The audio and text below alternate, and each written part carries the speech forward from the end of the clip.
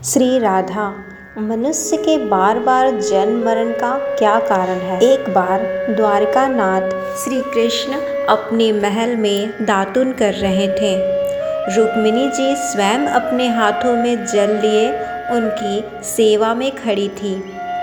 अचानक द्वारिकानाथ हंसने लगे। रुक्मिणी जी ने सोचा कि शायद मेरी सेवा में कोई गलती हो गई है, इसलिए द्वारकानाथ हंस रहे हैं।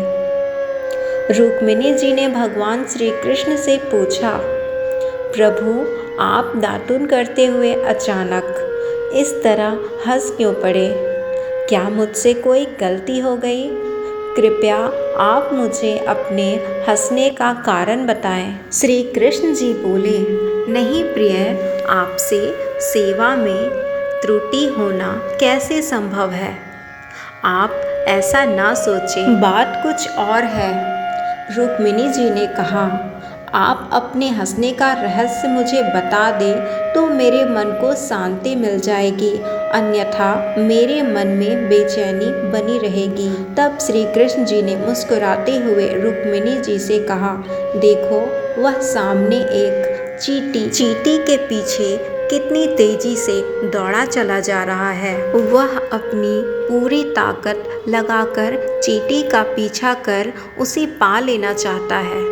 उसे देखकर मुझे अपनी माया शक्ति की प्रबलता का विचार करके हंसी आ रही है। रुक्मिणी जी ने आश्चर्यचकित होते हुए कहा, वह कैसे प्रभु? इस चींटी के पीछे चींटी के दौड़ने पर आपको अपनी माया शक्ति की प्रबलता कैसे दिख गई? भगवान श्री कृष्ण जी ने कहा, मैं इस चींटी को 14 बार इंद्र बना चुका हूँ। 14 बार देवराज के पद का भोग करने पर भी इसकी भोग लिप्सा समाप्त नहीं हुई है। यह देखकर मुझे हंसी आ गई। इंद्र की पदवी भी भोग योनि है। मनुष्य अपने उत्कृष्ट कर्मों से इंद्र को प्राप्त कर सकता है। 100 अश्वमेध यज्ञ करने वाला व्यक्ति इंद्र पद प्राप्त कर लेता है, लेकिन जब उनके भोग पूरे हो जाते हैं तो उसे पुनः पृथ्वी पर आकर जन्म ग्रहण करना पड़ता है। प्रत्येक जीव इंद्रियों का स्वामी है, परंतु जब जीव इंद्रियों का दास बन जाता है तो जीवन कलुषित हो जाता है और बार बार जन्म मरण के बंधन में पड़ता है। वासना ही पूर्व जन्म का कारण है। जिस मनुष्य की जहाँ वासना होती है उसी के अनुरूप ही अंत समय में चिंतन होता है और उस चिंतन के अनुसार ही मनुष्य की गति ऊंच नीच योनि में जन्म होता है। अतः वासना को ही नष्ट करना चाहिए। वासना पर विजय पाना ही सुखी होने का उपाय है। अग्नि में घी डालते जाइए, वह और भी धधकेगी। यही दशा काम की है। उसे बुझाना हो तो संयम रूपी शीतल जल डालना होगा। संसार का मोह छोड़ना बहुत कठिन है। वासनाएं बढ़ती हैं तो भोग बढ़ते हैं। इससे संसार कटु हो जाता है।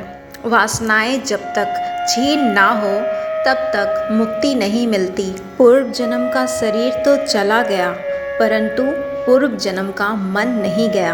तृष्णा के समान कोई दुख नहीं है और त्याग के समान कोई सुख नहीं है। समस्त कामनाओं जैसे मान, बड़ाई, स्वाद, शौकीनी, सुख, भोग, आलस्य आदि का परित्याग करके केवल भगवान की शरण लेने से ही मनुष्य ब्रह्म भाव को प्राप्त हो जाता है। यही कारण है कि मनुष्य जन्म और मृत्यु के चक्र में घूमता रहता है और अंत में प्रभु के प्रेम सुख से वंचित रह जाता है। मिलते हैं अगले वीडियो में, तब तक के लिए राधे राधे।